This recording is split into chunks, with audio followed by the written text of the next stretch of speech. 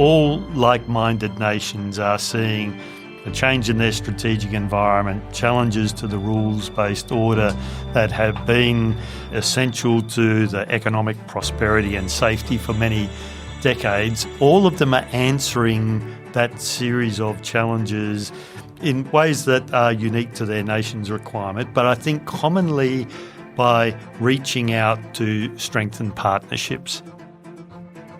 You're listening to the National Security Podcast, the show that brings you expert analysis, insights and opinion on the national security challenges facing Australia and the Indo-Pacific, produced by the ANU National Security College. Welcome to the National Security Podcast. I'm Rory Medcalf, Head of the National Security College at the Australian National University. We're recording this podcast from the traditional lands of the Ngunnawal and Ngambri peoples, and I pay respects to their elders, past, present and emerging.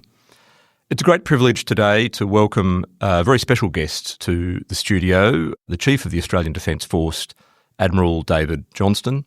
Admiral, welcome and thank you for giving us your time and your thoughts on the National Security Podcast. Rory, thank you. It's a pleasure to be here.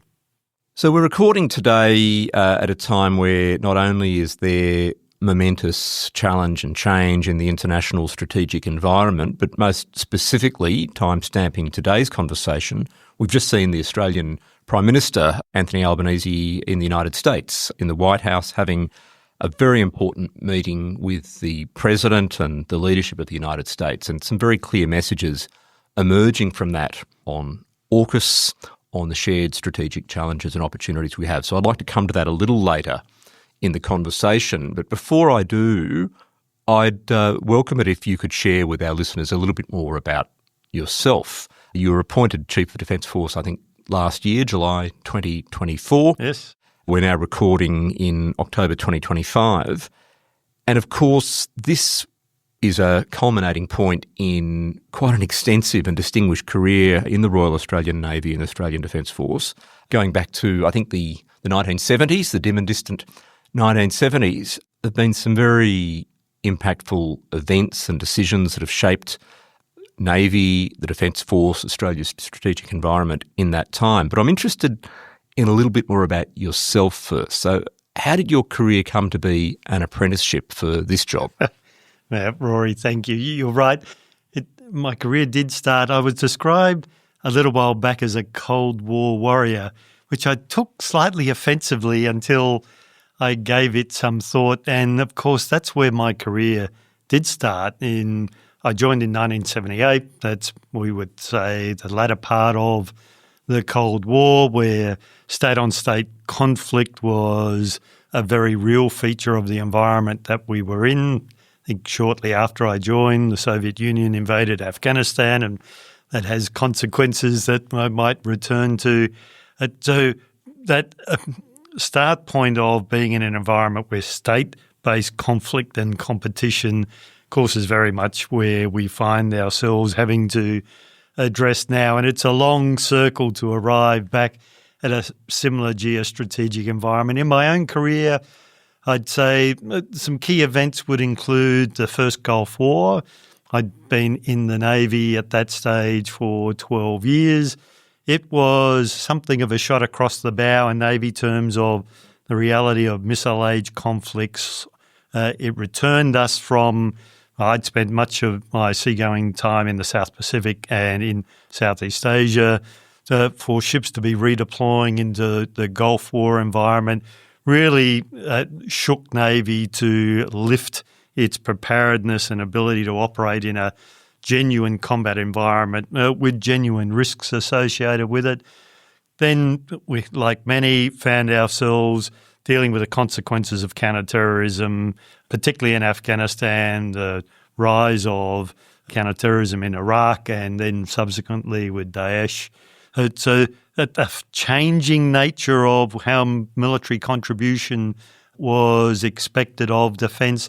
And all the way through that, and again, equally important to where we find ourselves now, through that period in the 90s and early 2000s, Bougainville as an issue, East Timor arose, Solomon Islands. So a reminder of our own region, and particularly the proximate part of the region, is where there's a high expectation of what Australia and its Defence Force can do that all merged together to bring me to the experiences that I brought, both as the Chief of Joint Operations, really at the end of our Afghanistan campaign and our reorient back into the Indo-Pacific region, as we call it now, through my time as a Vice Chief, relearning.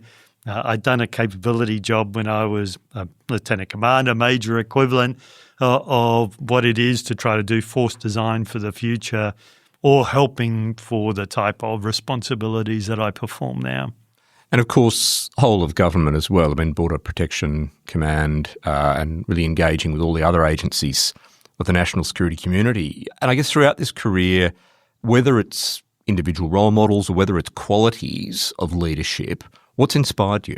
The nature of the people that I have worked through. And I'd tell a story. I remember quite vividly when I first saw a Federation Star presented to an officer. Of course, Federation Star is 40 years of service. I was much younger than that. And I wondered at the time, why on earth would anyone stay that long in a career of this nature? And of course, I've found myself in a similar position since then. And the answer unequivocally is the quality of the people that I have worked alongside, all services, public service, international people throughout that career. It is a genuine inspiration to see people dedicated to doing the best they can, serving the interest of their nation. I've worked with good leaders and some leaders that I'd prefer not to have worked with, but like all of us, we learn from each of them, and every one of them has contributed to what I find to be important and what I try to do as a defence leader. So you are also the first CDF from the Royal Australian Navy in many years, I think since 2002. Is that, in your view, any indication that the maritime domain is taking on greater precedence? I'd agree the maritime domain is taking on greater precedence. Whether that's a reflection of my own appointment, and plenty of others could comment on that. But if you look at our circumstances at the moment, we're a country that, as we have for decades, relies on trade for our economic health and well-being. We increasingly rely on those sea lines of communication, 99% of our exports by volume, 99% of our internet traffic all flows through seabed cables.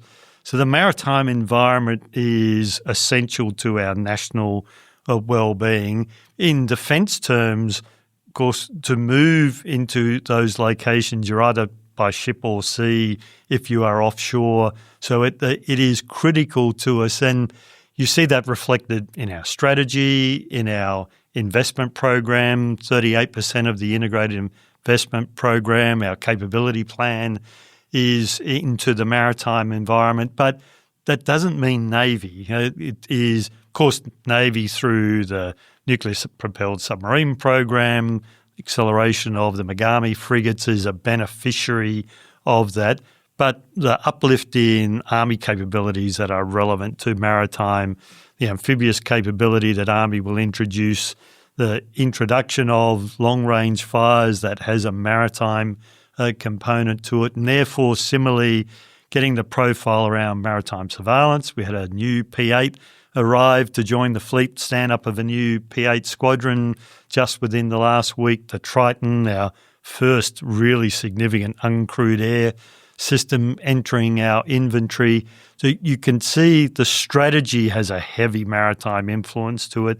The capability plan that underpins the performance of that strategy are all reasons why that environment is important to us. And that really leads us into the broader national defence strategy. So as Chief of Defence Force now, you have a focus on delivering the priorities laid out in that strategy. We had a national defence strategy last year. We understand there'll be a new one or an update sometime in the first half of 2026. It's sort of a 2-year tempo that we've been promised. But of course, strategy on paper is one thing. Strategy in reality is what we need to talk about here. How do you see Australia's defence priorities evolving over the next decade? So you're right, in the National Defence Strategy of 2024 and the Defence Strategic Review that preceded it really important changes to the way we conceive of the national security requirements for Australia. In my view, there were three foundational elements to it, which will, in all likelihood, be preserved through the biennial updates that we do.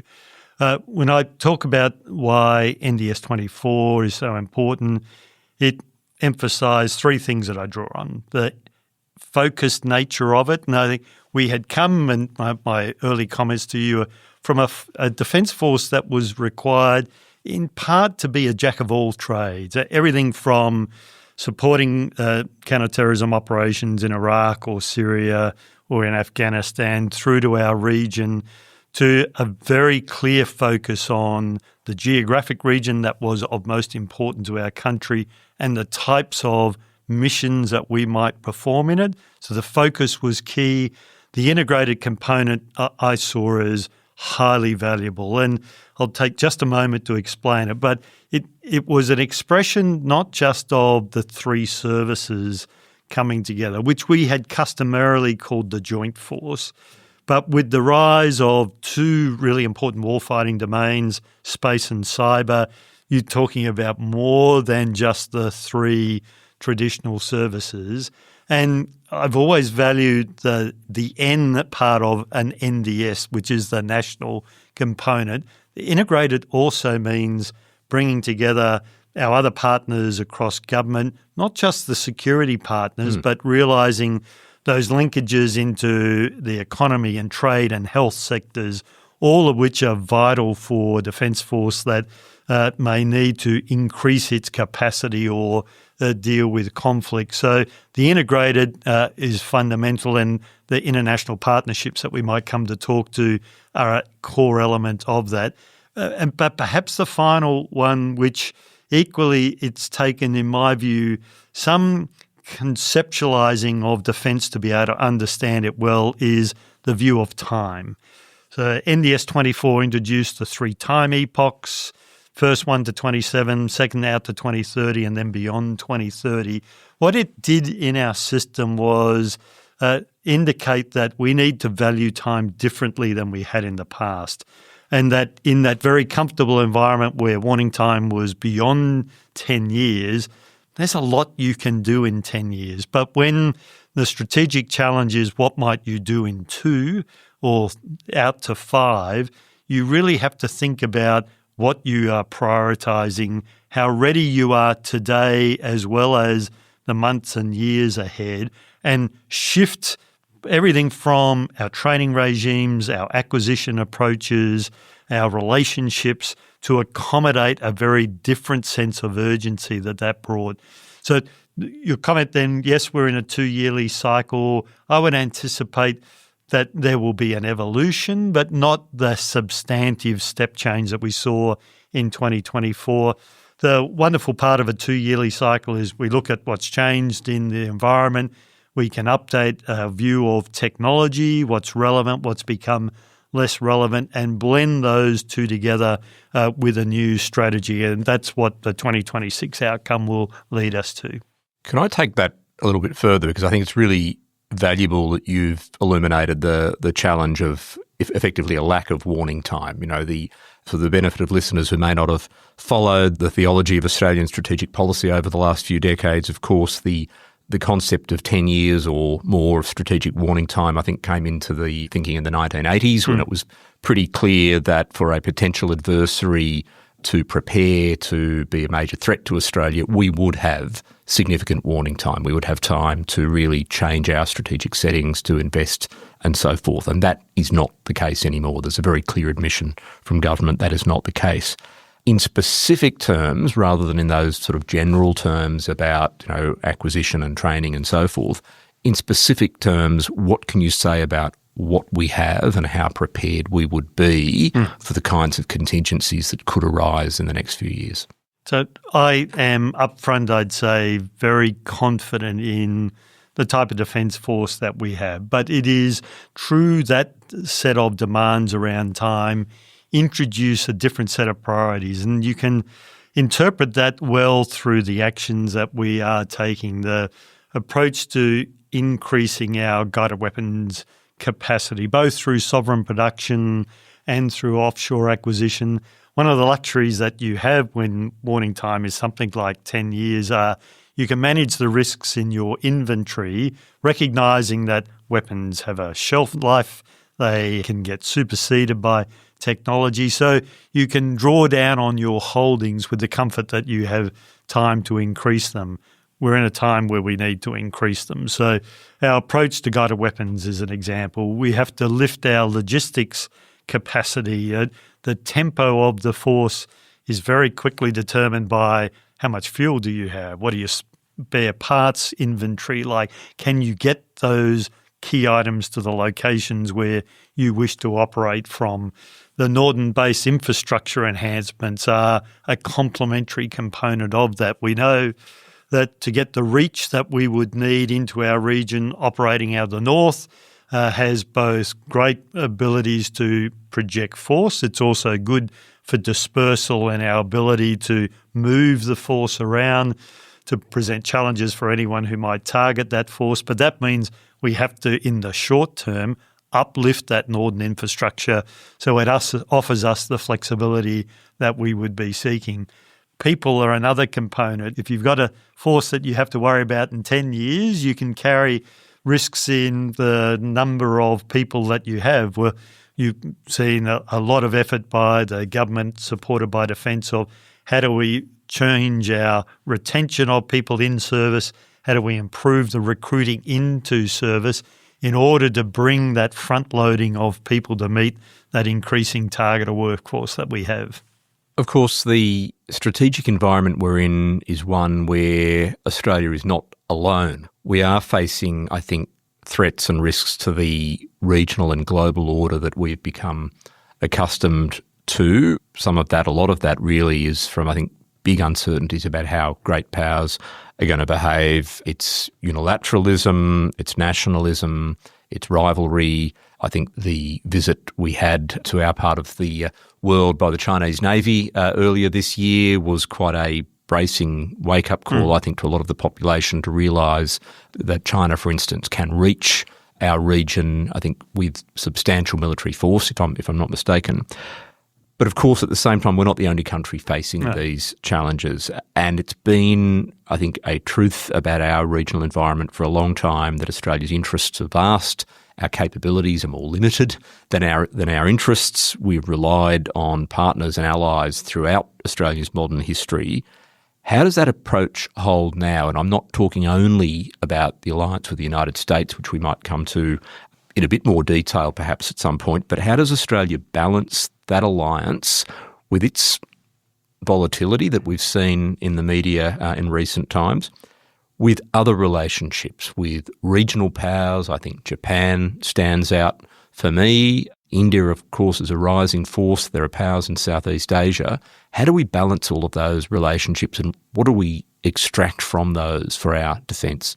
It's a really important issue, and you're right, our country has one where throughout our long history we've never sought to be alone. We're much better because of our population size, the size of our continent, the nature of our interests when we are working with others. So those partnerships are critical to us all. I think all like-minded nations are seeing a change in their strategic environment, challenges to the rules-based order that have been quite essential to the economic prosperity and safety for many decades. All of them are answering that series of challenges in ways that are unique to their nation's requirement, but I think commonly by reaching out to strengthen partnerships.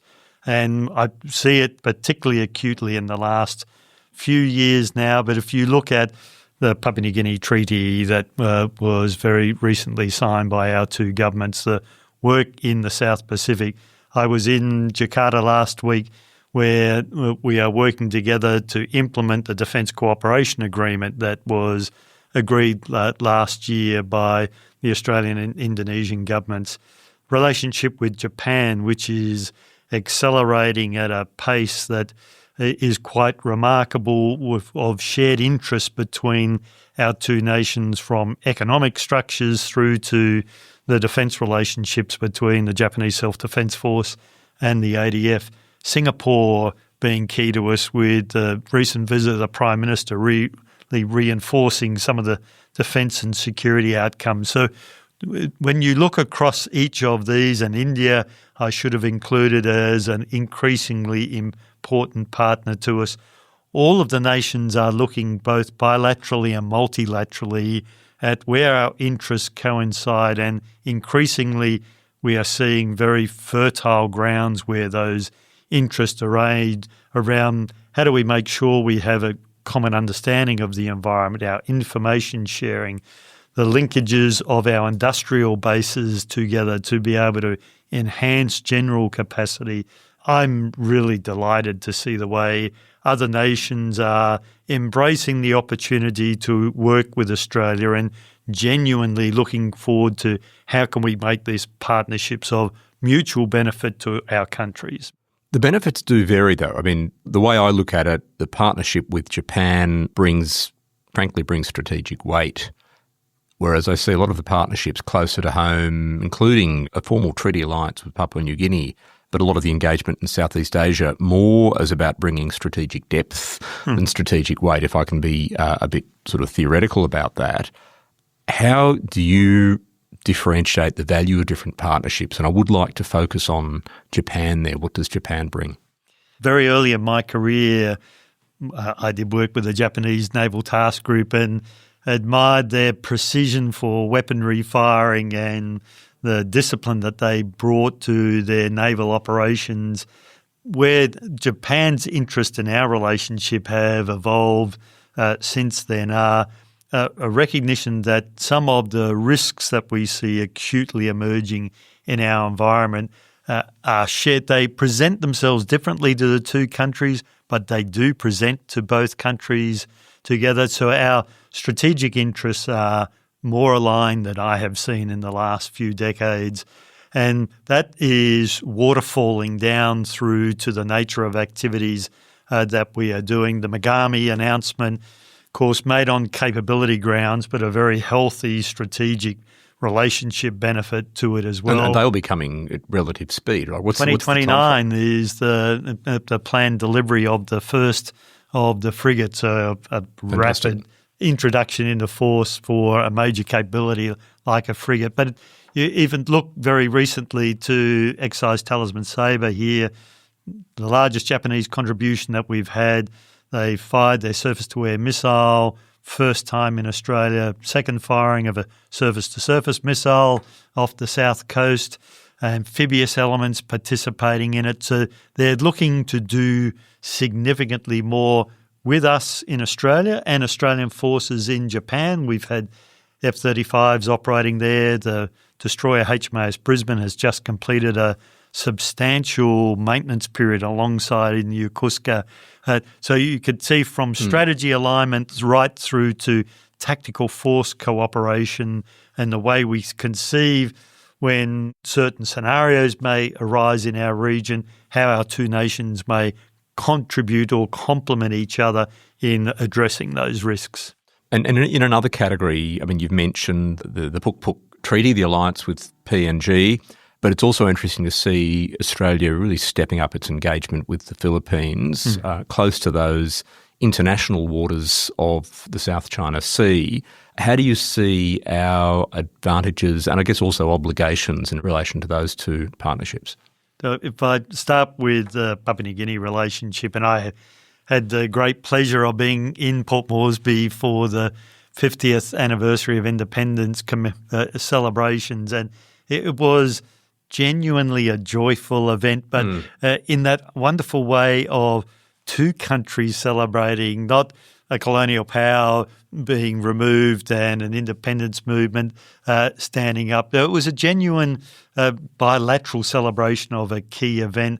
The treaty, the defence treaty, which is at the request of the government of PNG, really does give us a means to elevate what is a long relationship, both between our countries and our defence forces, to look at interoperability in a different way. And by that I mean really starting to think around how do we make sure training standards are common, where it's appropriate equipment is common, but an ability for the two forces to work very closely with each other, for enhanced access for Australian forces to train and have access to PNG, of course the opportunity for PNG citizens to join the Australian Defence Force. So it really does elevate us to taking us from what has been a substantial partnership over 50 years, but giving it a turbo boost in a way that is beneficial to both countries. The Philippines is a really good choice, Rory, for you to raise. I was in the Philippines just over a month ago for exercise Alon. This is a bilateral activity between the Australian Defence Force and the Philippine Armed Forces. It was our largest offshore activity we conducted this year. We had maritime units involved, amphibious units. We deployed fast jet and support to it, conducted in different parts of the Philippines, but including Palawan, so many of your listeners would know, facing the Philippine Sea, right up through Luzon in the north, where we did complex weapon firings, to the Philippines really reaching out, recognising both their own circumstances benefit by having partners and seeking to work with countries like Australia, but particularly in the Philippines around their own security. I think that's a really positive outcome. But just to be clear, though, PNG, there is an obligation that we've taken on effectively, and it's an interesting question as to what that means, a mutual defence obligation, which I think I could see Australia more actively being called on to defend PNG than perhaps the other way around.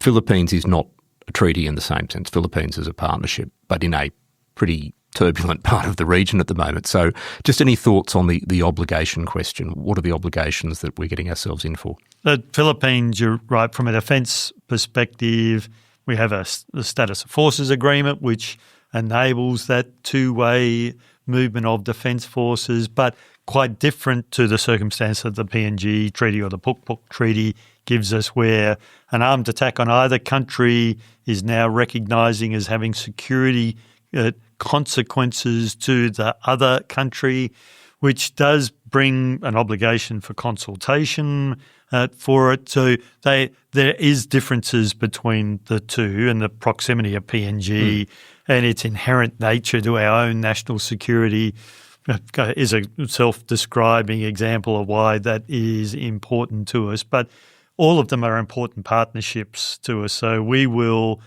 prioritise the ability to both work with these countries and others, but the nature of activities are tailored to both the relationship and the interests of the host country on which we're working. We'll be right back. In this disrupted world, Australia needs security professionals more than ever. Join the next generation studying at the ANU National Security College. Our programs uniquely fuse academic knowledge with practitioner experience and fit around your lifestyle with study offered online and on campus.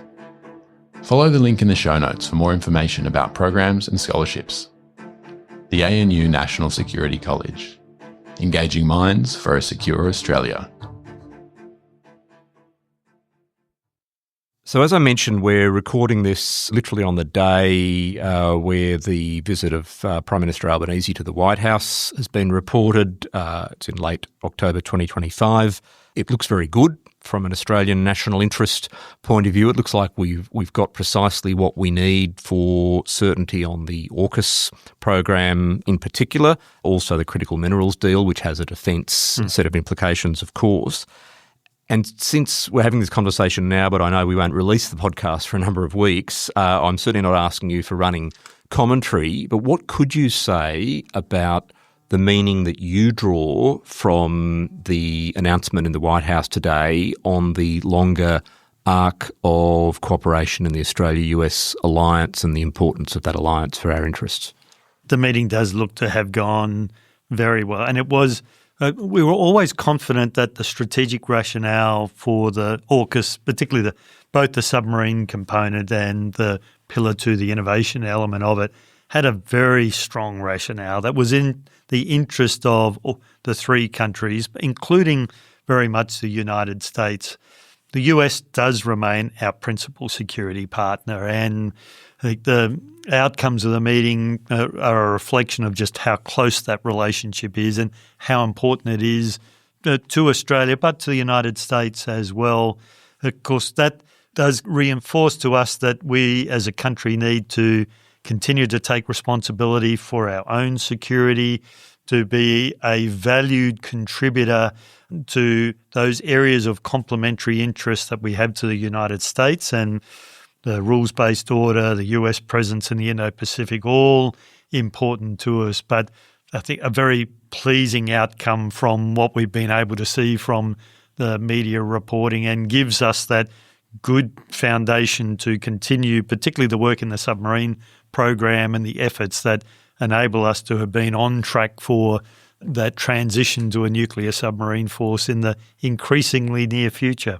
And what does it say to you about the commitment of the United States, including under this administration, to the security of our region? I think the US has been very clear right from the start of the importance of the Indo-Pacific to its primary security challenges. Now, we'll see when they release their national defence strategy how that is articulated, but the prevalence of our region and the United States' focus in it, in my view, has been unambiguous.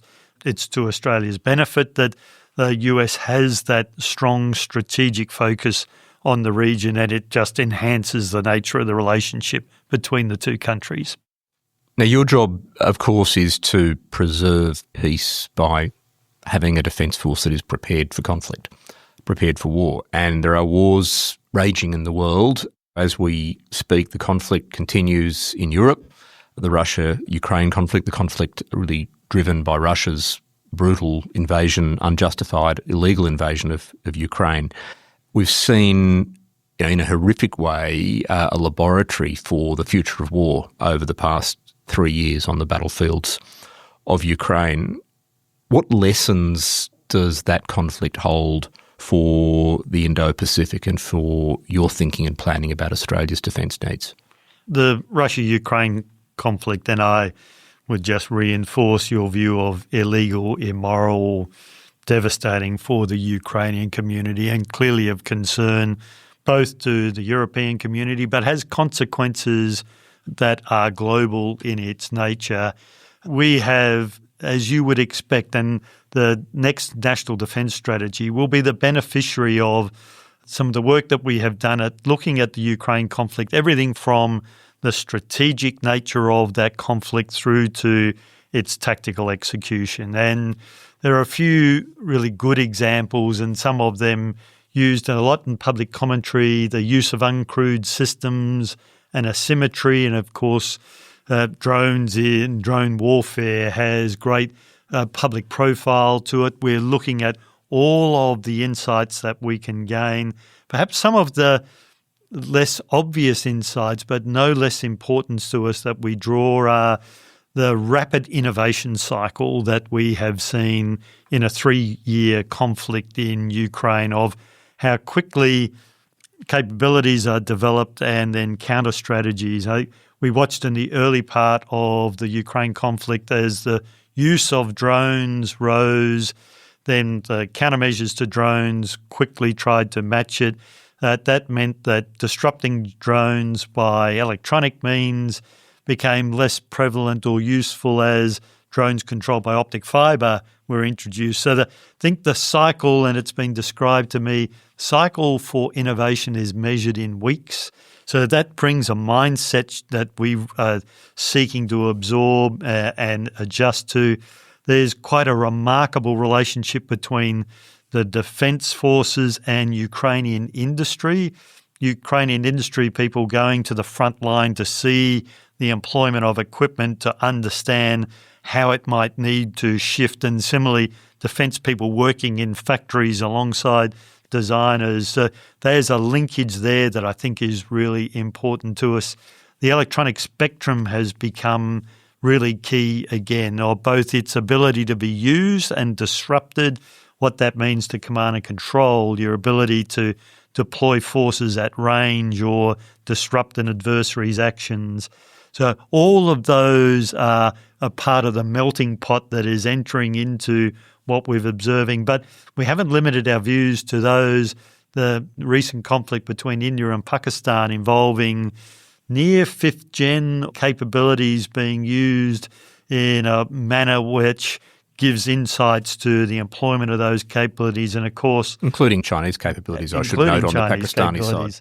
And similarly, Israel, Iran with long-range weapon exchanges, drones at scale, all of these provide insights to us that are important, that when we contextualize it, and it is important that we take, in some cases, we're not a country that has a land border like Ukraine and Russia have. We need to translate those insights into our own environment and make sure we're pulling the right lessons through. And are we learning the lessons quickly enough? I know that one might always say we're never moving fast enough, but I mean, how do you feel about the pace of our adaptation? We would always like to go faster where that's possible, but we've reviewed our innovation approach, and the Advanced Strategic Capability Accelerator is a good example of a shift in order to be able to accommodate it. Of course, we don't have a greenfield military capability, so you deal both with the systems that are in service and look to shift those. But space and cyber are two examples where they've come to the fore very much from these insights and ensuring that we have the capacity to address them. So it's a very good question. We put significant attention to being able to address it, and it's important we do it as well as we can. So before we wrap up, I'd like to turn the conversation back to Australia and really look at the intersection of defence and the Australian community. You've talked about the idea of national defence strategy, and you've emphasised the national in that. And for me, that's whole of nation. It's not just whole of government. I agree. By the way, the National Security College has been conducting a community consultations process this year, and we've learned a lot of interesting things that we will reveal in due course when we consolidate our research. Absolutely, Admiral. We'll release our research in full early next year, but we will release some of our data towards the end of this year. The general observation I would make is that there is a public appetite to know a lot more about what government is doing in terms of their national security, and I take that as a very positive thing. And as we look around the world, colleagues here know that I'm a bit obsessed with the way, for example, a lot of the Nordic countries are looking at national security and engaging their populations, their business communities, their public in sort of a broader national security effort, including through education. Now, Australia's in a different place on that journey of community engagement in national security, but it would be interesting to hear some views from you on that. I know you've commented previously, for example, that we have to think about plausible futures where Australia might need to be conducting operations, including combat operations, from the Australian homeland. That's a pretty bracing message. I know that recruitment is improving for the ADF, but there has been a pretty difficult story over recent years about those numbers. So just some observations from you about the relationship between the ADF and the community, and perhaps what more can be done to communicate the Defence Force's mission, our national interests to the community in these difficult times. I think it's a really important why the National Defence Strategy is a public document. I'm sure, or I would like to think that each Australian has that on their bedside reading list alongside the work that you produce here, of course, Rory. But by making a public document, it does give the ability for our community to understand the way we see the environment and how we are responding to it. And then it is important that academia, think tanks, defence officials support our ministers in helping communicate the understanding of what that means and why these approaches are taken. I'm quite confident the Australian community does have quite a sophisticated understanding of its environment, and a number of your polls kind of reflect that maturity of approach. And while It may not feature heavily as around the poolside or at the barbecue discussion. I think there is a genuine appreciation because we travel well. We're fortunate to have a well-educated society that knowledge is there and we can then help explain it. I think the relationship between the Australian Defence Force and its people will always be based on our ability to protect the nation and our interests. Our history is pretty good at doing that, and I think there's a great pool of respect around people who choose to put on their country's uniform in order to preserve the safety and security of other members of the community. And, of course, that's what every member of the Australian Defence Force subscribes to. So I think we're in a good position reputationally. Of course, there is work that we continue to do to address observations at important work like the Royal Commission into Defence and Veteran Suicide, some of our experiences out of Afghanistan that led to the Brereton Report.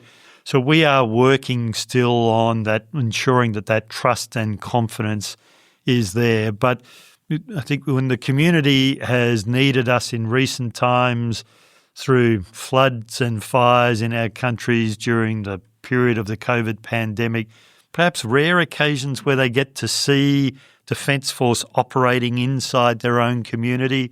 I'm regularly reminded that when people find themselves in difficult circumstances, the appearance of people in uniform with the discipline and goodwill that the ADF brings when we come into a community gives an enormous sense of relief, and that's exactly as we would wish it to be. Again, without revealing too many confidences from our consultations, I've heard some very similar things, particularly in disaster zones. I was in Lismore recently and getting that view locally. Of course, there is a tension between that, though, and of course the finite resources of the ADF and the question of who are the other entities that should be delivering disaster relief. But that's a larger conversation, and we're getting a bit short on time today. You've been very generous with your thoughts and with your insights. I just want to ask you one last question, which really builds on that thought about the ADF of the future, the Australian Defence Force of the future. If there's one piece of advice you could give as your parting words today to young Australians considering a career in the Australian Defence Force, what would it be? So I'm really pleased, perhaps, as I answer that question, that the rate of applications to join the ADF is up almost 19% year on year. So there's people starting to listen to or seek an answer to the question that you've posed to me. I would say if you want a meaningful role that is highly valued in our community, where you work shoulder to shoulder with the most extraordinary Australians who are similarly committed to their communities. If you want a world-class training system and the opportunity to have the education component, if you want to work with equipment that in many cases is leading-edge technology, and all for the great purposes of defending the people you love and the communities that we come from, we've got work for you. Admiral David Johnston, Chief of the Australian Defence Force, thank you so much for being on the National Security Podcast. It's wonderful to be here. Thank you. Thank you for listening to the National Security Podcast. We welcome listener feedback and suggestions at any time, so please get in contact at natsecpod@anu.edu.au. For more important conversations about Australia's national security, please subscribe to the podcast, our YouTube channel, and follow us on LinkedIn and Twitter to receive the latest updates.